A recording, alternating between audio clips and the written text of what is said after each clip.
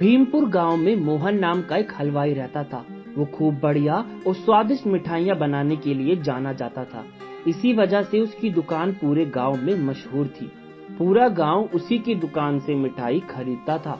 वो और उसकी पत्नी मिलकर शुद्ध देसी घी में मिठाई बनाते थे। इससे मिठाइयाँ काफी अच्छी और स्वादिष्ट बनती थी। हर रोज शाम होते होते उसकी सारी मिठाइयाँ बिक जाती थी और वो अच्छा मुनाफा भी कमा लेता था।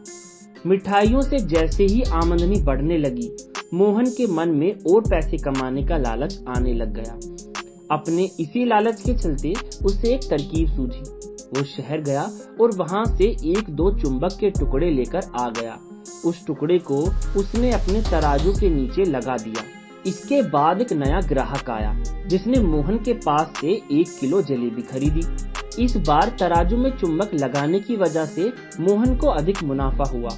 उसने अपनी इस तरकीब के बारे में अपनी पत्नी को भी बताया, लेकिन उसकी पत्नी को मोहन की ये चालाकी अच्छी नहीं लगी।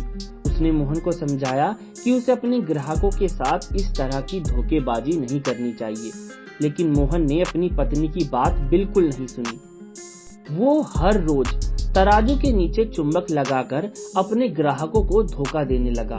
इससे उसका मुनाफा बढ़कर कई गुना अधिक हो गया। इससे मोहन को काफी खुशी हुई। एक दिन मोहन की दुकान पर रवि नाम का एक नया लड़का आया। उसने मोहन से 2 किलो जलेबी खरीदी। मोहन ने इसे भी चुंबक में लगे तराजू में तोलकर जलेबी दे दी।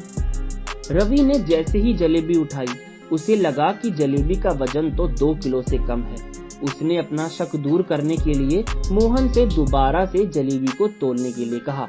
रवि की बात सुनकर मोहन चिढ़ गया। उसने कहा, मेरे पास इतना फालतू समय नहीं है कि मैं बार बार तुम्हारी जलेबी को ही तोलता रहूं। इतना कहकर उसने रवि को वहां से जाने के लिए कह दिया। मोहन मिठाई वाले की बात सुनने के बाद रवि जलेबी लेकर वहां से चला गया। वो एक दूसरी दुकान पर गया और वहां बैठे मिठाई वाले से अपनी जलेबी तोलने के लिए कहा। जब दूसरे दुकानदार ने जलेबी तोली तो जलेबी सिर्फ 1.5 किलो ही निकली। अब उसका शक यकीन में बदल गया था।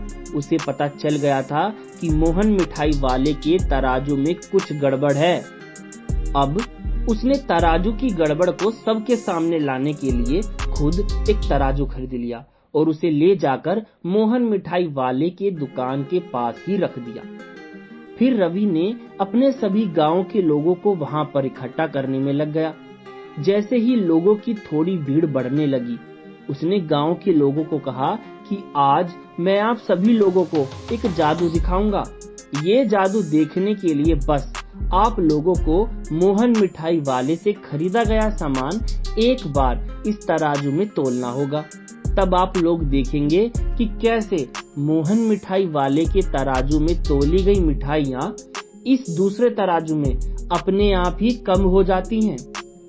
कुछ देर बाद 1-2 लोग मिठाई लेकर रवि के पास पहुंचे, तो उसने ऐसा करके भी दिखाया।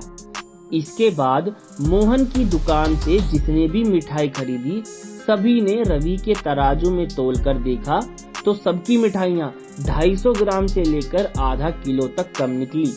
ये देखकर सब लोग हैरान हो गए। अपनी दुकान के पास ये सब होता देख मोहन मिठाई वाला रवि से झगड़ा करने लगा। उसने लोगों को बताया कि रवि ये सब नाटक कर रहा है अपनी बात को सही साबित करने के लिए। रवि सीधा मोहन मिठाई वाले के तराजू लेकर आया और तराजू में लगा चुंबक निकालकर सबको दिखाने लगा। ये देखकर गांव वालों को बहुत गुस्सा आया। सबने मिलकर उस लालची मिठाई वाले को खूब मारा। अब उस लालची मिठाई वाले को अपने लालच और उसके कारण की गई हरकतों पर पछतावा हो रहा था।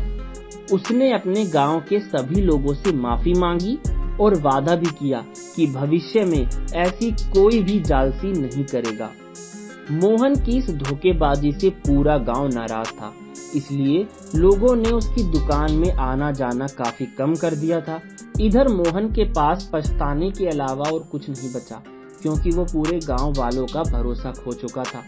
कहानी से सीख मिलती है कि कभी भी लालच नहीं करना चाहिए। हमेशा ईमानदारी के साथ अपना काम करने से ही इंसान का नाम होता है। लालच के चलते भले ही कुछ समय के लिए अच्छा फायदा हो, लेकिन इससे इज्जत और आत्मसम्मान दोनों ही कम हो जाते हैं।